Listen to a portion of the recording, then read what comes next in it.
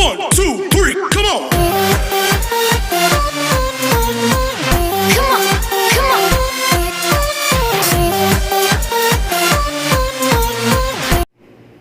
Last December 2018, yours truly was chosen to present my research during the Governance and Research Conference in Manila, representing Cebu.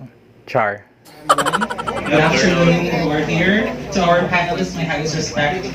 Ladies and gentlemen, I am here in front representing the Cebu South Hub. I will be presenting to each and everyone the thesis that came out from our hard work entitled The Implementation of RA 11037, known as the National Feeding Program of Malnourished Children in Barangay Poblacion, Toledo City, Cebu. Introduction, background of the city. In the Philippines,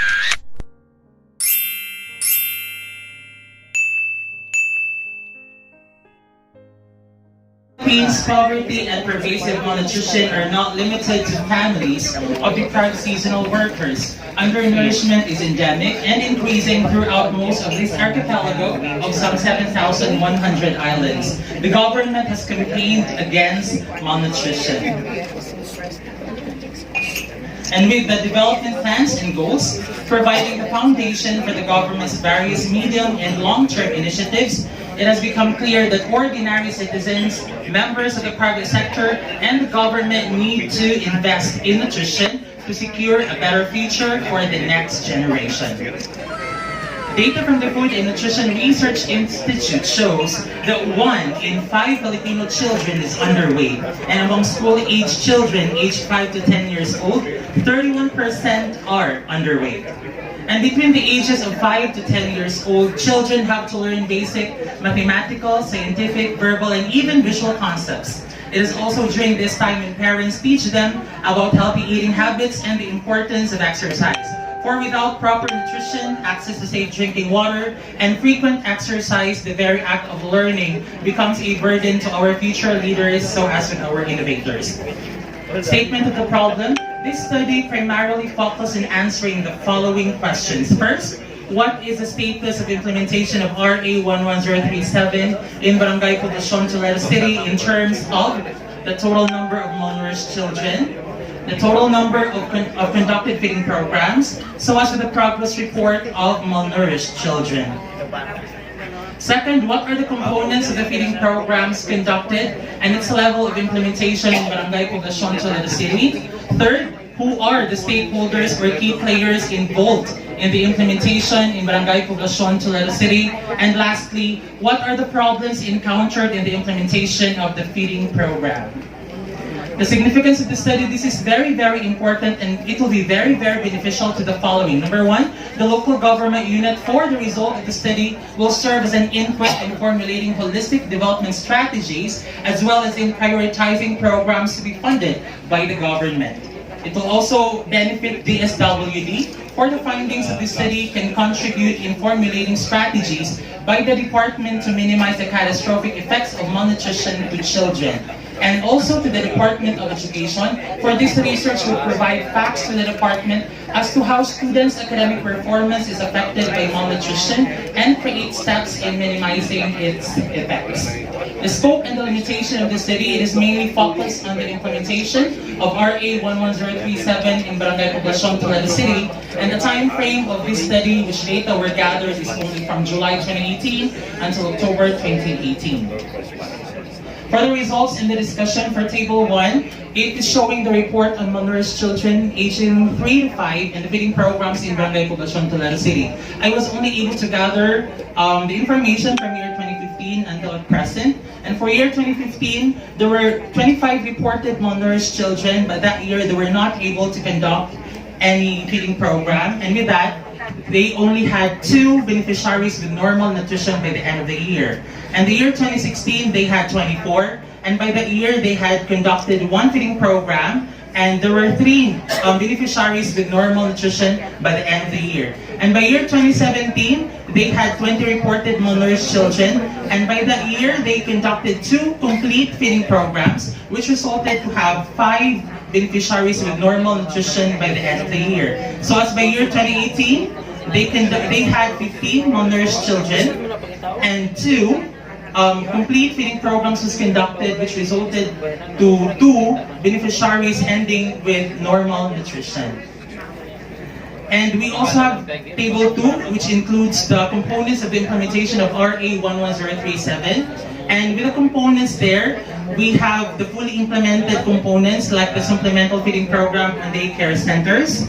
So as with the micronutrient supplements, the gulayan sa paaralan, and the water, sanitation, and hygiene, or WASH. But sad to say, we have partially implemented the school-based feeding program. Basically, they conducted school-based feeding program, but according to the Republic Act, it should be grades 1 to 6. But in our place, only grades 1 to 3 was able to be benefited because of the limitation of the budget. And also, the health examination, vaccination, and deworming was also partially implemented. Though vaccination and deworming was conducted regularly, but the health examination was not conducted regularly because of the limit of the number of the health practitioners in proportion to the beneficiaries. And it is not implemented, the milk feeding program, because of the scarcity of available fresh milk in the city. And in the third table rather, it is shown in there the stakeholders in the implementation of RA 11037. There is a full participation in DSWD, DepEd, and the local government unit, but there's a partial participation among the private sectors, which includes the members of the PTA and the other members of the private sectors. And last, what were the problems encountered in the implementation? First thing, okay. So, number one problem, no? Let's go to page, okay. So, total number, I think that's the right one, no? What is the status of the implementation of RA, no? Of these things. The total number of more is presented, okay. Total number of conducted feeding program progress, that's answer number 1, okay. Second is, let's have the others first, the number 2 question, let's add one. What is the gap? The gap. Normally, this feeding program, there is a target. They're supposed to have, this is a program, right? So, the program has a standard. May tayong program ng gobyerno, dapat parang dingback siya ba? Injectionin mo yung 1,000 tao dyan, pero 500 lang. So there is a gap. Ito, you presented also the gap, right? So yun ang presentation, that answers number 2 question. Pero wala kang question dito so you have to write that down. What is the gap between, in terms of the number of malnourished, number of implemented, is degree of implementation. No? Pag mayroon ka ganito, we want to see, Bisaya, Amerika, kung nakainin ganahan mo tanaw o questionnaire. Biyod sa ni pag-question, no? Huwag mo na mo makita ang questionnaire. Kung sa may pasabutan ng fully, o sa differential niya sa partially, di ba?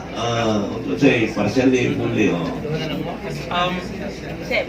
Mo bitaw nga akong recommendation kang Doc Al na dili na lang siguro level, kundi degree.